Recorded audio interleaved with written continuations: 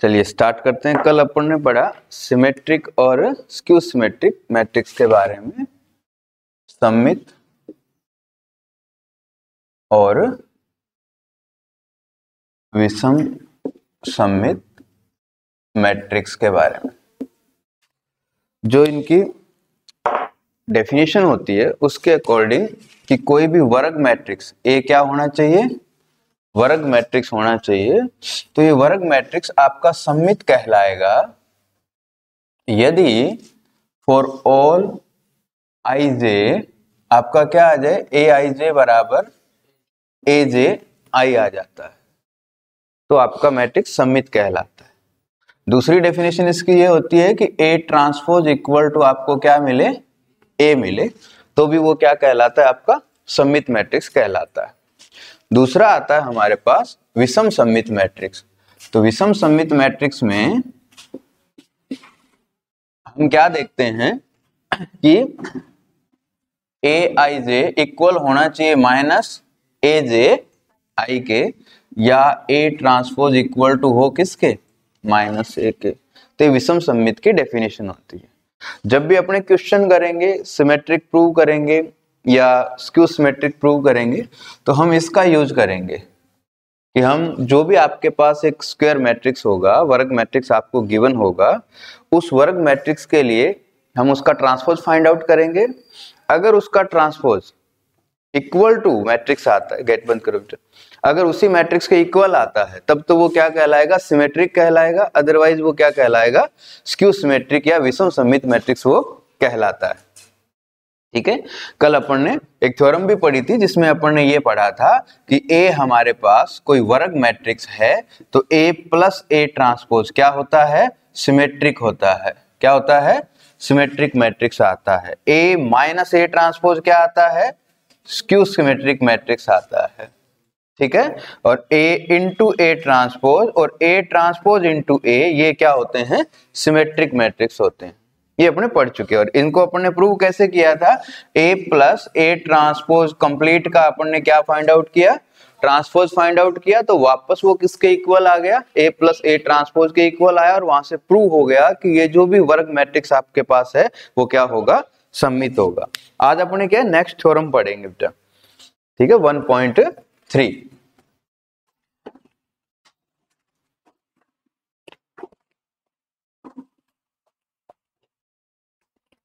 ये इसका स्टेटमेंट क्या है कि यदि ए हमारे पास कोई वर्ग मैट्रिक्स है, ठीक है, तो ये जो वर्ग मैट्रिक्स आपके पास है, यस,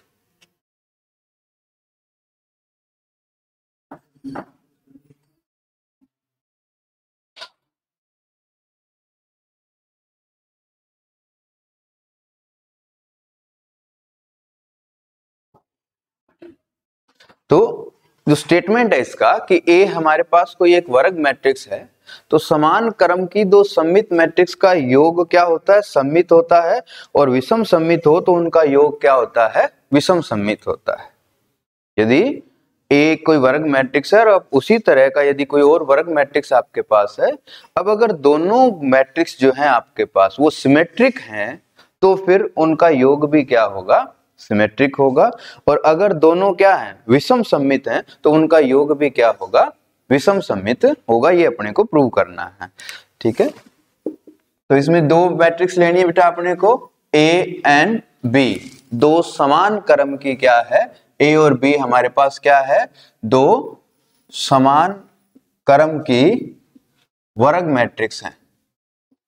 क्या है, दो समान क्रम की वर्ग मैट्रिक्स है। अब पहला केस जो अपने को बनाना है, इसमें केस फर्स्ट क्या कहता है कि यदि ये दोनों सममित हैं तो इनका सम भी क्या होगा, सममित होगा। तो पहले अपने मान लेते हैं, let A and B are symmetric. क्या है ये, सममित मैट्रिक्स है। अगर ए सममित है विच इंप्लाइज ए ट्रांसपोज किसके बराबर आएगा, ए के बराबर आएगा, and B transpose equal to B के बराबर आएगा। ठीक है। अब अपने को प्रूव क्या करना है कि इनका योग देखो क्या होता है। ठीक है। तो अपने इनके योग को देखना है, सममित है कि विषम सममित है। कैसे चेक करेंगे, इन दोनों का ए प्लस बी करें और उसका क्या करें, ट्रांसपोज करें। अब अपने क्या फाइंड आउट करते हैं, ए प्लस बी का ट्रांसपोज। अपने जानते हैं ए प्लस बी का ट्रांसपोज किसके बराबर होता है। अब ए ट्रांसपोज का मान क्या है, बी ट्रांसपोज की वैल्यू क्या है, तो ए प्लस बी का ट्रांसपोज इक्वल क्या आ गया, ए प्लस बी। कब, जब ए भी सममित है और बी भी सममित है। तो प्रूव होता है कि दो सममित समान क्रम की सममित मैट्रिक्स का योग भी क्या होता है, सममित होता है। अब अपने क्या करते हैं, इन दोनों को विषम सममित मान लेते हैं। सेकंड केस बनाते हैं अपने, let A and B are skew symmetric. Skew symmetric, अब अगर ए बेटा स्क्यू सिमेट्रिक है, it means A transpose equal to minus A and B transpose equal to B. अब अपने को क्या चेक करना है, ए प्लस बी का ट्रांसपोज फाइंड आउट करना है। तो ए प्लस बी का ट्रांसपोज किसके बराबर होता है, ए ट्रांसपोज किसके बराबर आएगा, माइनस बाहर ले लो बेटा, यानी ए प्लस बी का ट्रांसपोज इक्वल आ गया किसके, minus of A plus B के। इसका मतलब यदि दोनों विषम सममित है तो उनका योग भी क्या होगा, विषम सममित आएगा। ठीक है, ये प्रूव हो जाती है, इजी सी थ्योरम है बेटा। दो मैट्रिक्स समान क्रम की अगर सममित होती हैं तो उनका योग भी क्या होता है, सममित होता है, और अगर विषम सममित होती है तो उनका योग भी क्या आता है, विषम सममित आता है। नेक्स्ट अगली थ्योरम देखिए 1.4। ठीक है, ये कहता है बेटा कि समान क्रम की दो सममित मैट्रिक्स का गुणा भी सममित होगा यदि और केवल यदि वे गुणा हेतु क्रम विनिमय है। ठीक है, यानी अपने को प्रूव क्या करना है, समान क्रम की सममित मैट्रिक्स का गुणा सममित होगा यदि और केवल यदि ए बी बराबर किसके हो, बी ए के हो। यानी वो गुणा के लिए क्या होनी चाहिए, कम्यूटेटिव होनी चाहिए। गुणा के लिए क्रम विनिमय नियम का पालन वो करनी चाहिए, तभी सममित होगा, वरना सममित होना जरूरी नहीं है। ठीक है, कि दो समान क्रम की सममित मैट्रिक्स का गुणनफल भी सममित होता है यदि और केवल यदि वो गुणा के लिए क्या हो, क्रम विनिमय हो। यानी आपको दोनों तरफ प्रूव करना है बेटा। पहले अपने अगर ये मान लेते हैं कि माना वो गुणा के लिए क्रम विनिमय है, तो हम सिद्ध करेंगे कि उनका गुणा क्या होगा, सममित मैट्रिक्स होगा। और अगर हम ये मान लें कि उनका गुणा सममित है तो वो गुणा के लिए क्या होनी चाहिए, क्रम विनिमय होनी चाहिए। तो अपने पहले तो ये लेके चलेंगे बेटा, let A and B are two same order symmetric matrix। ठीक है, सेम ऑर्डर मैट्रिक्स लेते हैं, सिर्फ सिमेट्रिक मानेंगे तो फिर वो प्रूव करना पड़ेगा। सेम ऑर्डर मैट्रिक्स है हमारे पास ये कोई, ठीक है, दो जिनका ऑर्डर क्या है, समान है। तो पहले अपने ये मान लेते हैं, फर्स्ट पार्ट अपने प्रूव करते हैं। ठीक है, फर्स्ट पार्ट अपने प्रूव करें तो अपने मान लेते हैं लेट ए बी बराबर बी ए। ये सही है कि दोनों मैट्रिक्स गुणा के लिए क्या है, क्रम विनिमय है। अगर ये गुणा के लिए क्रम विनिमय है तो हमें क्या दिखाना है, दोनों का गुणा क्या है, समान है, सममित है। दोनों के गुणनफल जो मैट्रिक्स आती है वो सममित है, ये हमें सिद्ध करना है। अगर हम ये लेके चलें कि ये गुणा के लिए क्या है, दोनों कम्यूटेटिव हैं, यानी ए बी बराबर किसके है, बी ए के हैं, तो हम सिद्ध करेंगे कि इनका गुणा जो आया है, जो एक मैट्रिक्स ही आएगा, इनका जो गुणा जो आया है वो क्या है, सममित है। अब उसको सममित चेक करने के लिए क्या करना पड़ता है, ट्रांसपोज ज्ञात करना होता है। तो अपने क्या करेंगे, now we find the value of A B का ट्रांसपोज। अगर सममित है तो ये क्या आना चाहिए, ए बी आना चाहिए। तो ए बी का ट्रांसपोज क्या होता है, A transpose, B transpose A transpose. तो ये सममित ही लेना था, सेम ऑर्डर सिमेट्रिक मैट्रिक्स ही दिया था इसने, सिमेट्रिक ही लेना, सेम ऑर्डर सिमेट्रिक मैट्रिक्स। ये दोनों सिमेट्रिक ही है, हमें गुणा को सममित करना था। ए और बी पहले से क्या है, सममित है। ठीक है, अब देखो बेटा बी क्या है, सममित है, ए भी सममित है, तो बी ट्रांसपोज बराबर बी, ए ट्रांसपोज बराबर ए। ए बी का ट्रांसपोज किसके बराबर आ रहा है? आना क्या चाहिए? ए बी आना चाहिए। और इसने क्या कहा है कि ए बी बराबर है किसके? ये दिया हुआ है, इसलिए हम इसको क्या लिख देंगे? ए बी लिख देंगे। इसको क्या लिख देंगे अपने वापस? A B. अर्थात अगर क्रम विनिमय है गुणा के लिए तो ये क्या होगा, इनका गुणनफल सममित आएगा, वरना नहीं आएगा, वरना नहीं आएगा। क्योंकि वरना तो फिर ये क्या आता है? बी ए आता है। अगर ये रिजल्ट नहीं दिया होता तो ये सममित नहीं होती, क्योंकि ए बी का ट्रांसपोज किसके बराबर आ रहा था? बी ए के बराबर आ रहा था।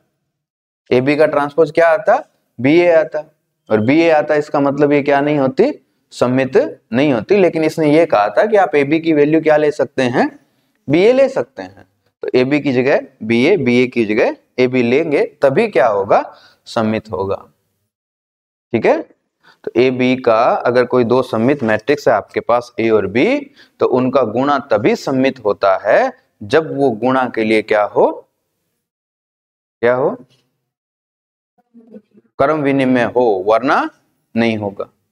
अब अपन ने गुणा के लिए क्रम विनिमय मान के इनका गुणा सममित सिद्ध कर दिया। अब हम क्या करेंगे?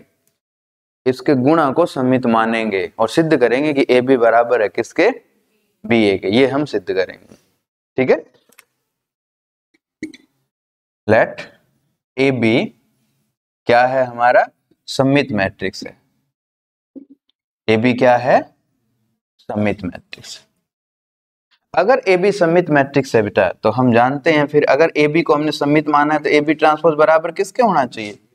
ए बी के। क्योंकि आपने ए बी को क्या माना है? सममित माना। और सममित की परिभाषा क्या होती है कि उसका ट्रांसपोज बराबर आता है किसके? वापस उसी के। तो ए बी ट्रांसपोज बराबर किसके होगा?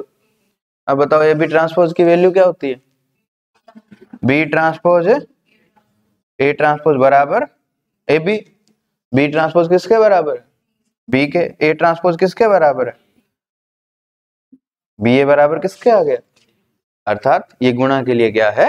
क्रम विनिमय है। यानी अगर दो सममित मैट्रिक्स, समान क्रम की सममित मैट्रिक्स गुणा के लिए क्रम विनिमय है तो उनका गुणा सममित होता है। और अगर गुणा के लिए वो सममित है तो वो क्या होती हैं? क्रम विनिमय होती है। क्योंकि गुणा के लिए सममित है, इसका मतलब ए बी ट्रांसपोज बराबर ए बी होगा। तो ए बी ट्रांसपोज की वैल्यू हम जानते हैं, बी ट्रांसपोज ए ट्रांसपोज होता है। क्योंकि बी और ए पहले से क्या है? दोनों सममित मैट्रिक्स हैं, तो ये बी ए बराबर किसके आ जाएगा? ए बी के आ जाता है।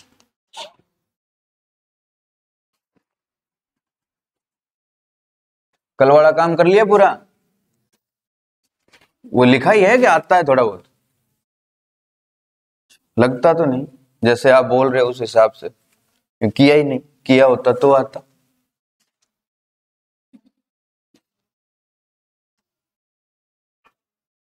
चलिए नेक्स्ट कुछ एग्जांपल है बेटा। सिद्ध कीजिए कि दिया गया मैट्रिक्स क्या है? लांबिक मैट्रिक्स है। एक मैट्रिक्स दे रखा है आपको,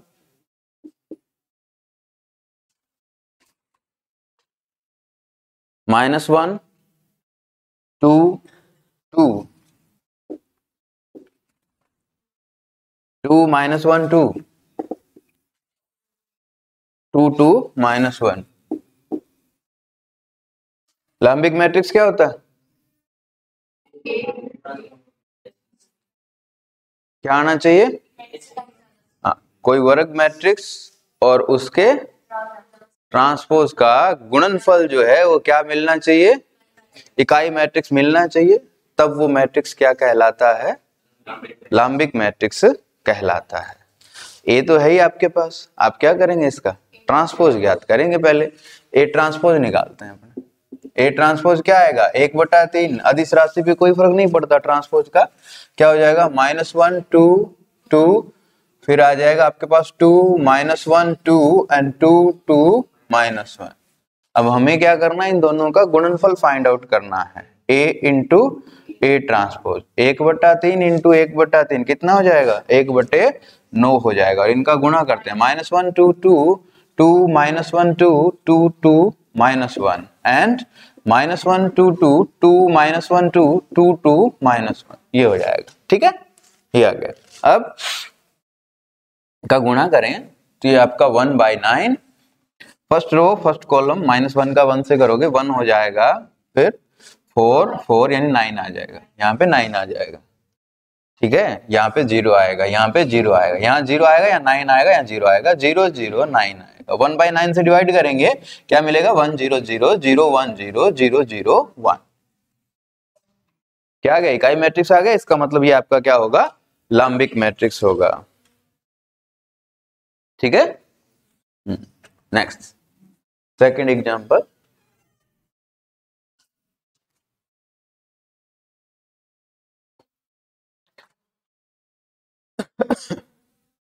सेकंड एग्जांपल देखो बेटा, ये क्या कहता है कि ए सममित या विषम सममित मैट्रिक्स है तो बी ट्रांसपोज ए बी सममित या विषम सममित होगा। यानी ए हमारे पास कैसा मैट्रिक्स है? सिमेट्रिक मैट्रिक्स है। तो ये कहता है कि बी ट्रांसपोज ए बी ये सममित होगा, ठीक है, ये सममित होगा यदि ए सममित है। ये सममित भी हो सकता है या क्या हो सकता है? स्क्यू सिमेट्रिक भी हो सकता है, ठीक है। सिमेट्रिक या स्क्यू सिमेट्रिक दोनों बोल रखा है इसने कि ए या तो सममित है या ए क्या है? विषम सममित है। तो बी ट्रांसपोज ए बी जो है वो सममित होगा यदि ए सममित है, और वो विषम सममित होगा यदि ए क्या है? विषम सममित है। यानी ए के सममित होने पे बी ट्रांसपोज ए बी सममित हो जाएगा, और ए के विषम सममित होने पे बी ट्रांसपोज ए बी क्या हो जाएगा? विषम सममित हो जाएगा। तो पहले अपने क्या करते हैं बेटा? केस फर्स्ट लेते हैं। केस फर्स्ट में अपने मान लेते हैं लेट ए इज सिमेट्रिक। ए क्या है? अगर ए सिमेट्रिक है इसका मतलब क्या हुआ? ए ट्रांसपोज बराबर ए। अब अपने को प्रूव क्या करना है कि ए को आपने सममित ले लिया, तो फिर बी ट्रांसपोज ए बी को भी क्या प्रूव करो? सममित प्रूव करो। और इसको सममित और विषम सममित देखने का तरीका क्या है? इस पूरे का ट्रांसपोज निकालो। तो अब अपने क्या करेंगे? Now B transpose A B, और इस पूरे का क्या करेंगे? इसे क्या बेटा? दो भागों में बांट लो। ए इसे मान लो, एक मैट्रिक्स इसे मान लो। तो ए इंटू बी का ट्रांसपोज क्या होता है? B transpose A transpose. तो यहाँ बी की जगह कौन है अपने पास? ए बी का ट्रांसपोज, और फिर बी के ट्रांसपोज का ट्रांसपोज। आगे बेटा जो काम करो उसका रीजन लिखना होता है, क्योंकि ये आपने किससे लिखा है? आपने लिखा है ये ए बी का ट्रांसपोज बराबर होता है किसके? B transpose of A transpose के। इससे लिखा है आपने इसको, ठीक है। अब देखिए फिर वापस इस पे अप्लाई कर दो, ये वापस क्या हो जाएगा? B transpose into A transpose, और ये क्या हो जाएगा? बी हो जाएगा, ठीक है। अब अपने को पता है बी ए ट्रांसपोज किसके बराबर है? ए के बराबर है। ये देखो बी ट्रांसपोज ए बी का फुल का ट्रांसपोज किसके बराबर आ गया? वापस बी ट्रांसपोज ए बी के। ये ऐसा क्यों आया? क्योंकि ए क्या था? सममित लिया, तो ये भी क्या हो गया? सममित हो गया। अगर ए कुछ और होता तो फिर ये ए ट्रांसपोज ए नहीं बनता, और जब ए ट्रांसपोज ए नहीं बनता तो बी ट्रांसपोज ए बी वापस किसके बराबर नहीं आता? बी ट्रांसपोज ए बी के बराबर नहीं आता। यानी बी ट्रांसपोज ए बी के सममित या विषम सममित होना किस पे डिपेंड करता है?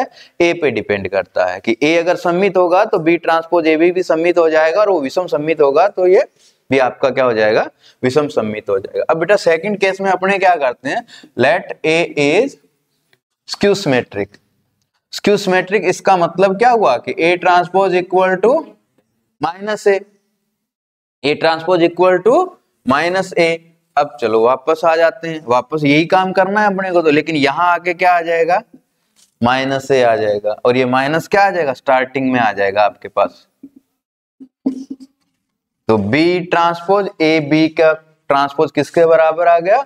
Minus of B transpose A B के बराबर आ गया। यानी जब ए विषम सममित हुआ तो बी ट्रांसपोज ए बी भी क्या हो गया? आपका विषम सममित हो गया। और जब ए हमारा सममित था तो बी ट्रांसपोज ए बी भी क्या था? सममित था। इजी है ना?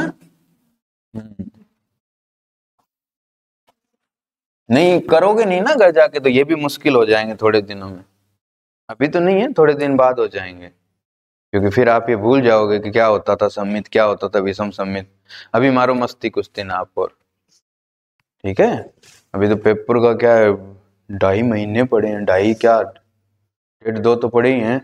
ओ इतने दिन बहुत होते हैं, कुछ दिन और मस्ती मारो, 3-4 दिन रहेंगे ना एग्जाम के तब पढ़ेंगे अपने, अभी नहीं पढ़ना। ऐसे ही पढ़ के छोड़ोगे फिर वो खराब हो जाएगा। 4-5 दिन का खाना पहले थोड़ी बना के छोड़ देते हैं, कुछ तो सीखते ही हो आप लोग भी इन चीजों से। घर पे जो काम होता है उससे ज्ञान तो आता ही है आपको, तो ये ज्ञान तो आएगा आपको भाई, जो काम आगे होना है उसको पहले करके नहीं छोड़ना चाहिए वरना खराब हो जाता है। जैसे 4 दिन बाद खानी है सब्जी, आज ही थोड़ी बना देते हैं, भाई संडे है छुट्टी है 7 दिन की सब्जी बना दो, ऐसा नहीं करते ना। आप भी मत किया करो, क्योंकि अब पढ़ोगे फिर वो पढ़ा पढ़ा ऐसे ही दिमाग में खराब हो जाएगा। ऐसे उसमें तेल वगैरह नमक वगैरह डाल के उसको प्रिजर्व करना पड़ेगा जैसे अचार को करते हैं, तो इतना क्यों करना, इसलिए पढ़ना नहीं है। ठीक है, यहाँ आना है सुबह और 11:30 चले जाना है, फिर अगले दिन फिर सुबह आना है। तो इस बहाने से क्या होता है कि पैर चलेंगे, थोड़े बहुत नहा लोगे और घर से थोड़ी दूर दूर हो जाओगे और ये थोड़ा टाइम पास हो जाएगा, दिन निकल जाता है, क्योंकि उम्र ही तो काटनी है अपने को, और करना क्या है, थोड़े थोड़े दिन निकलते जा रहे हैं। ठीक है, अब जल्दी आ जाएंगे, नजदीक आ जाएंगे, फिर एक दिन हम चले जाएंगे और ठीक है बात खत्म हो जाएगी। अपने को क्या है, यहाँ पे कुछ छोड़ के थोड़ी जाना है। कहा ना, इंसान खाली हाथ आता है खाली हाथ जाता है, तो फिर क्यों करना, जब खाली हाथ आए हैं खाली हाथ जाएंगे तो क्यों ऐसे ही बेवजह परेशान होना, कुछ नहीं करना। ठीक है, हाँ, बेवजह ऐसे ही क्यों पूरी उम्र खपानी किताबों में और में, बैठ पड़े रहो ऐसे ही, सोते रहा करो, सारे दिन सोया करो, मस्ती मारो। बेटा खाली हाथ आए हो खाली हाथ जाओगे, बेवजह क्यों शरीर को तंग कर रहे हो। इतना अमूल्य जीवन आपको मिला है, इतना अमूल्य शरीर आपको मिला है, इस शरीर को क्यों परेशान करना। भगवान ने बनाया ना आपको, और आप चाहते नहीं कि भगवान दुखी हो, तो अगर आप भगवान की कृति को, इस अनुपम कृति को दुखी करोगे तो भगवान दुखी होंगे, ऐसा आप कभी नहीं चाहेंगे। तो आप इसे बिल्कुल भी तंग ना करें, इसको बहुत आराम से रखें, इसको सुलाए रखें, इसको पूरे बेड पे रखें। अब भी आते हो सुबह जल्दी आते हो, कभी कभार मन नहीं करे ना तो मत आया करो, नींद आ रही हो सो जाया करो, इसको तंग नहीं करना बिल्कुल भी। ठीक है, इसको जैसा है ना वैसा का वैसे लेके जाना है। भगवान ने दिमाग दिया, हम ऐसे थोड़ी है भगवान को उसका खर्च करके देंगे, बिल्कुल फ्रेश देंगे। हाँ, जैसा है वैसा का वैसा देंगे हम उसको। देख तेरा बिल्कुल भी यूज नहीं किया, इसके ऊपर से कागज तक नहीं फटना चाहिए। ठीक है, जैसा था एकदम कोरा डिट्टो, ये ले और किसी में डाल दे, हमने तेरा बिल्कुल यूज नहीं किया। हाँ, जैसा था तेरा वैसा का वैसा ले ले। हम कोई ऐसे थोड़ी है किसी का दिया हुआ चीज खर्च कर देंगे, हैं? नहीं कर सकते हम। वो जिसकी अमानत है उसको वापस ले जाके देना है, डिट्टो वैसा का वैसा दे देना बिना यूज किए हुए इसको। ठीक है, ऐसे ही शरीर को भी आपको बचा के रखना है, आपके काम आएगा ना बुढ़ापे में ये। ऐसे ही अभी इसको खपा दोगे तंग कर करके तो बुढ़ापे में क्या यूज करोगे फिर, चलने फिरने के लिए फिर ऐसे ही लोगों का सहारा तकोगे, बेटा खड़ा करो ये करो वो करो। मतलब बिल्कुल तंग मत करो इसे, आराम से रखो, आराम से बैठ जाओ, पेन वगैरह छोड़ दो, ऐसे क्यों तंग हो रहे हो, बैठ जाओ आराम से। कल से कुर्सियां भी आपके वो सोफे वगैरह मंगवा के देते हैं, ऐसे ऐसे थोड़ा शरीर को ऐसे पीछे दीवार के पास भी बैठ सकते हैं आप। ठीक है, गद्दे वगैरह लगवा दें कल, है? हाँ ठीक है, गद्दे वगैरह लगवा देते हैं, ऐसे दीवार के पास पास बैठ जाओ आप। अरे बेटा मेरी ऐसी कहाँ मजाल की मैं ये सोचूं, हैं? मेरी ये कहाँ इतनी, कहाँ मेरी सोच जाती है कि मैं ये सोच पाऊं जो मैं आपको समझ पाऊं, इतना मैं कहाँ सोचने वाला, बताओ। मैं ना बिल्कुल परेशान नहीं होना, पढ़ना नहीं है। चलिए, सिलेबस तो करना है, या कोई वो जरूरी नहीं है तो हम उसको भी क्या है बातों बातों में निकाल देते हैं। सिलेबस तो करना है क्या, सिलेबस तो करना है, मतलब आपको नहीं पढ़ना मुझे तो करवाना है, ये है। ठीक है ठीक है, हाँ, क्योंकि आपको तो सर पैसे दिए ना, तो आप तो अपना काम करो। हाँ, हमें कौन से पैसे मिल रहे हैं पढ़ने के, तो हम क्यों पढ़ें, आपको तो पढ़ाने के पैसे मिलते हैं, तो आप तो पढ़ाओ। चलो ठीक है, ये भी अच्छी आदत है वैसे। सारा ही करवाऊं कि पढ़ना तो है नहीं, फिर क्यों ऐसे कुछ कुछ कर लेते हैं ना ऐसे। अच्छा सारा करवाऊं क्या, ठीक। चलिए फिर नेक्स्ट देखिए, अगला एग्जांपल देखो बेटा। सिद्ध कीजिए कि प्रत्येक वर्ग मैट्रिक्स को एक सममित और एक विषम सममित मैट्रिक्स के योग के रूप में लिखा जा सकता है। कि कोई एक वर्ग मैट्रिक्स है तो उसे एक सममित और एक विषम सममित मैट्रिक्स के योग के रूप में लिखा जा सकता है, वो भी अद्वितीय रूप से। यूनिक होता है तरीका, दो नहीं हो सकते। ठीक है, तो लेट ए हमारे पास क्या है, कोई वर्ग मैट्रिक्स है। ठीक है, ए क्या है, वर्ग मैट्रिक्स है। तो हम जानते हैं, we know that A plus A transpose क्या होता है बेटा, क्या होता है ए प्लस ए ट्रांसपोज?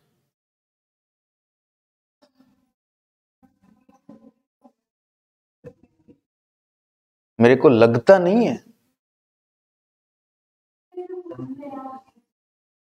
कैसे, क्या है ए प्लस ए ट्रांसपोज के बारे में आप क्या जानते हो कि वो क्या होता है? सममित होता है। ए प्लस ए ट्रांसपोज क्या होता है, सममित। और ए माइनस ए ट्रांसपोज विषम है, विषम है सममित।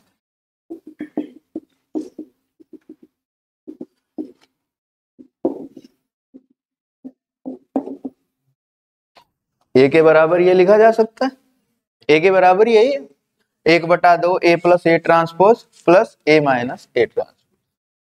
और अदिश राशि से गुणा करने पे सिमेट्री पे कोई फर्क नहीं पड़ता।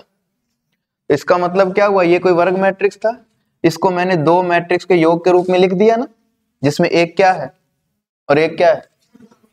अर्थात किसी भी वर्ग मैट्रिक्स को हम एक सममित और एक विषम सममित मैट्रिक्स के योग के रूप में लिख सकते हैं। अब ये तरीका यूनिक होता है, ये भी हमें प्रूव करना है कि ऐसी कोई और मैट्रिक्स नहीं हो सकती, ये दो ही है। अपने मान लेते हैं कि A बराबर 1/2 P प्लस Q, जहां P क्या है, A प्लस A ट्रांसपोज, जहां P आपका क्या है, A प्लस, और Q क्या है, P सममित है और Q क्या है, विषम सममित है। ठीक है, अब अपने क्या है, इसकी अद्वितीयता सिद्ध करेंगे कि ये तरीका जो है वो यूनिक है। भाई ऐसा कुछ और नहीं हो सकता, ऐसा कोई और नहीं हो सकता तरीका। तो अपने मान लेते हैं कि कोई दो और मैट्रिक्स हैं जिनमें एक सममित है और एक विषम सममित है, और उनके योग के रूप में भी ए को लिखा जा सकता है। ठीक है, प्रूव हमें क्या करना है कि अद्वितीय है, और नहीं आ सकती कोई। लेकिन हम एक बार मान के देखते हैं कि माना R तथा S दो कोई और मैट्रिक्स हैं जिनके योग के रूप में A को लिखा जा सकता है, जहां R सममित है और S क्या है, विषम सममित है। ठीक है, तो माना R तथा S दो मैट्रिक्स इस प्रकार है कि A बराबर R प्लस S, जहां R क्या है, सममित है, और S क्या है, विषम सममित है। ठीक है, R क्या है, सममित है, और S हमारा क्या है, विषम सममित है। ठीक है, अब बेटा R को सममित लिया है आपने, R को क्या लिया है हमने, सममित लिया है। इसका मतलब R ट्रांसपोज बराबर R और S ट्रांसपोज बराबर, इस पूरे का ट्रांसपोज करो बेटा दोनों तरफ, यही आएगा। R ट्रांसपोज बराबर A ट्रांसपोज बराबर R transpose plus S transpose. अब चूंकि हमने R को सममित लिया है तो R ट्रांसपोज बराबर क्या होगा, R होगा, और S ट्रांसपोज बराबर, इन दोनों को जोड़ दो बेटा, इन दोनों को क्या कर दो, जोड़ो, समीकरण 1 तथा 2 का योग करो, तो क्या आएगा, A प्लस A ट्रांसपोज बराबर 2R। फिर बेटा ये 1/2 था, P बराबर क्या था, ये 1/2 है। A प्लस A ट्रांसपोज किसके बराबर है, 1/2 P के, या यूं कह सकते हैं 1/2 A प्लस A ट्रांसपोज किसके बराबर है, P के बराबर है, क्योंकि 2 भी था ना। ठीक है, किसे बेटा, ओ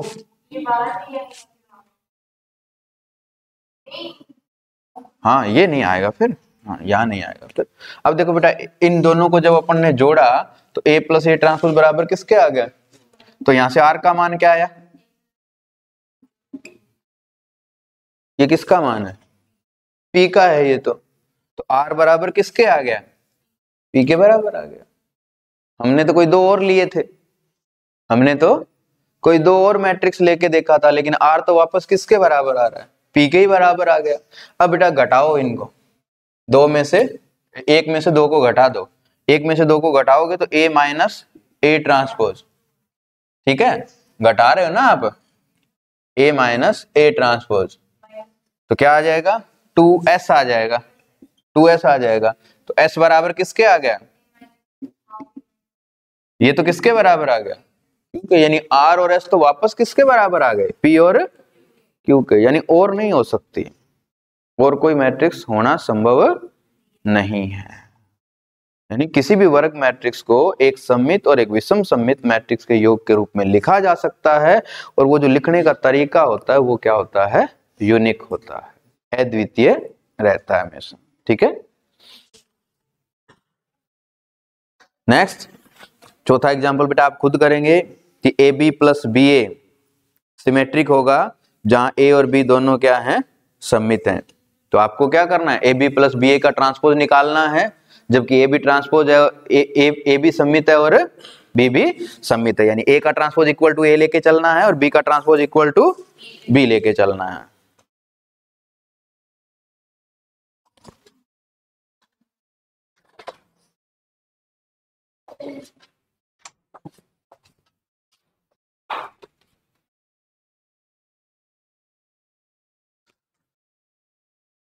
इसके बाद नेक्स्ट आता है बेटा संयुग्मी matrix, conjugate matrix.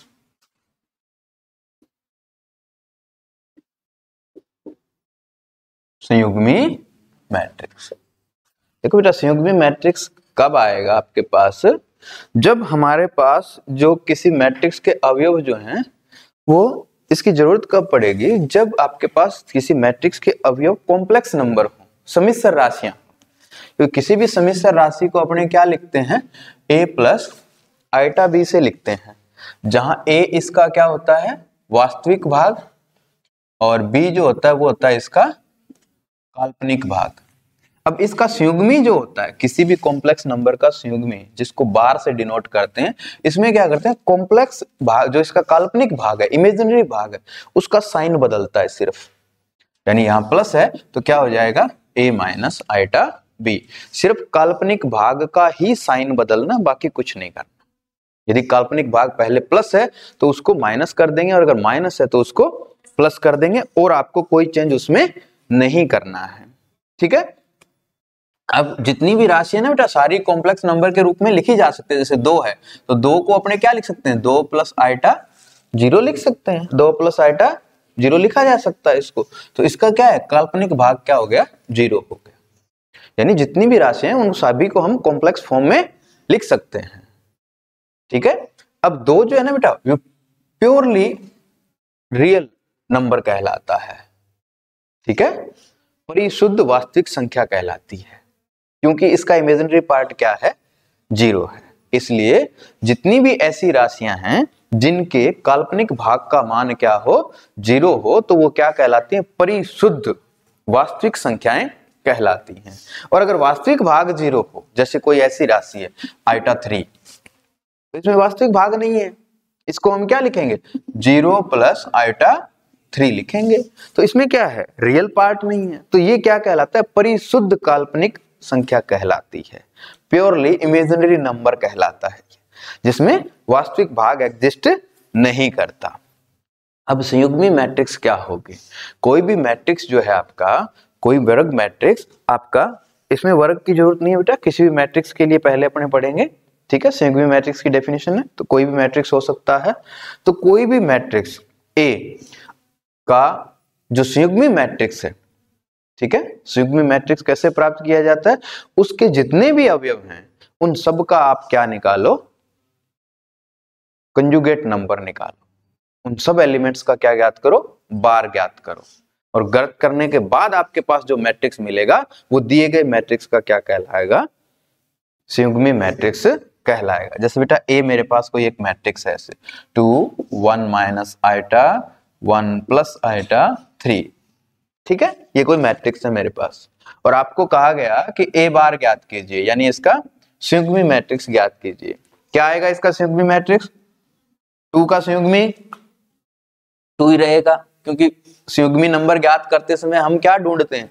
Imaginary part ढूंढते हैं। इमेजिनरी पार्ट का जो साइन है वो बदलते हैं, तो इसके पास तो इमेजिनरी पार्ट है ही नहीं, तो क्या आ जाएगा? 2, 1 प्लस आइटा, 1 माइनस आइटा और 3, ये हो जाएगा। ठीक है, तो इसके बाद ये आता है बेटा कि अगर ए हमारा रियल मैट्रिक्स है, ए क्या है? वास्तविक मैट्रिक्स है, रियल मैट्रिक्स है। वास्तविक मैट्रिक्स मतलब उसके पास कोई भी एलिमेंट काल्पनिक है ही नहीं, भी किसी भी एलिमेंट के पास काल्पनिक भाग है ही नहीं, तो इसका बार क्या आएगा फिर? ए बार बराबर किसके आएगा? ए के बराबर ही आएगा, बदलेगा ही नहीं। तो ए अगर हमारे पास वास्तविक मैट्रिक्स है, यानी उसके किसी भी एलिमेंट के पास काल्पनिक राशि विद्यमान नहीं है, तो फिर उसका बार हमेशा क्या आएगा? ए के बराबर आएगा, यानी ए बार बराबर किसके आ जाएगा? ए के आ जाएगा। ठीक है, और अगर सभी काल्पनिक हैं, सभी राशियां क्या हैं? काल्पनिक है, तो फिर सबका साइन चेंज होगा, सबका साइन क्या हो जाएगा? चेंज हो जाएगा, ये आपको ध्यान रखना है। ठीक है, तो फिर अपने पास क्या हो जाएगा? ए बार बराबर माइनस ए, वो कब? जब सिर्फ काल्पनिक भाग हो प्रत्येक राशि के पास। ऐसा नहीं कि काल्पनिक इसमें नहीं होगा, इस तरह की मैट्रिक्स में नहीं होगा जिसके पास वास्तविक भाग भी हो और काल्पनिक भाग भी हो, उसमें ए बार बराबर माइनस ए नहीं होगा। लेकिन जिनके पास ये है ही नहीं, ऐसे है ही नहीं, ऐसे है मान लीजिए, ये है ही नहीं, तब इसका बार किसके बराबर आएगा? माइनस ए के बराबर आएगा। यानी इसके एलिमेंट के पास अगर वास्तविक भाग है ही नहीं, तो फिर क्योंकि विशुद्ध काल्पनिक हो गए, सारे के सारे विशुद्ध काल्पनिक हो गए, तो सबका साइन बदलेगा, और सबका साइन बदलेगा तो मतलब सभी पूरे एलिमेंट को किससे गुणा कर दिया? माइनस से गुणा कर दिया, तो फिर ए बार बराबर किसके होगा? माइनस ए के आएगा। तो अगर किसी मैट्रिक्स के सभी एलिमेंट जो हैं विशुद्ध काल्पनिक हैं, तो ए बार बराबर माइनस ए होगा, और अगर विशुद्ध वास्तविक नंबर हैं तो ए बार बराबर किसके होगा? ए के आएगा। ठीक है, ये डेफिनेशन है किसकी? संयुग्मी मैट्रिक्स की। बाकी कल करें।